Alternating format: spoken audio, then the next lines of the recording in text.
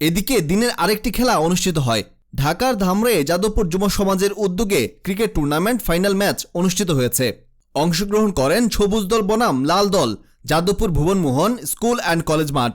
প্রধান অতিথি সহসভাপতি যাদবপুর ইউনিয়ন বিএনপি আলহাজ এস.এম. আলম হুসাইন। এই খেলায় সভাপতিত্ব করেন বিশিষ্ট ব্যবসায়ী সাভার নামাবাজার মোহাম্মদ লুৎফর রহমান।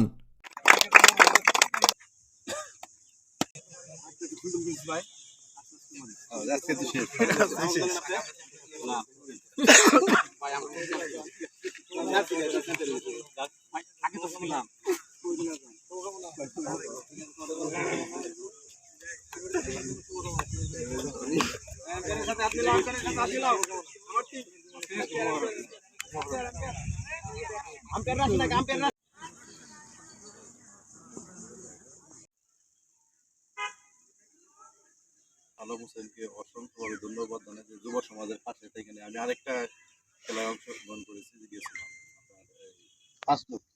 সেখানেও দেখলাম যে ছোট থেকে একদম শিশু থেকে বৃদ্ধ বয়স পর্যন্ত সব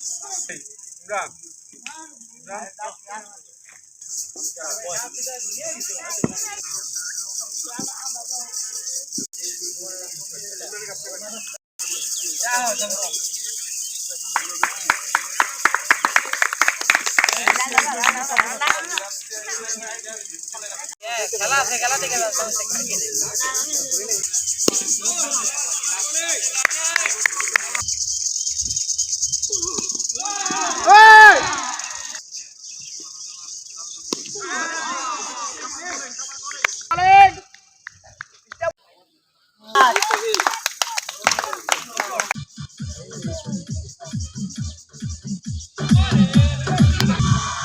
আনোয়ার বোলিং করলেন, আস্তে করে খেলে মানে আনন্দ, সেই আনন্দ উপলক্ষে কিন্তু আজকে ফাইনাল ম্যাচ।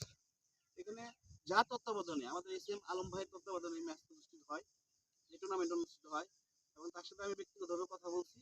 সে চেষ্টা করবে এই টুর্নামেন্টটা যেন বছরের পর বছর চলে এবং আমাদের এলাকার যুবক সমাজ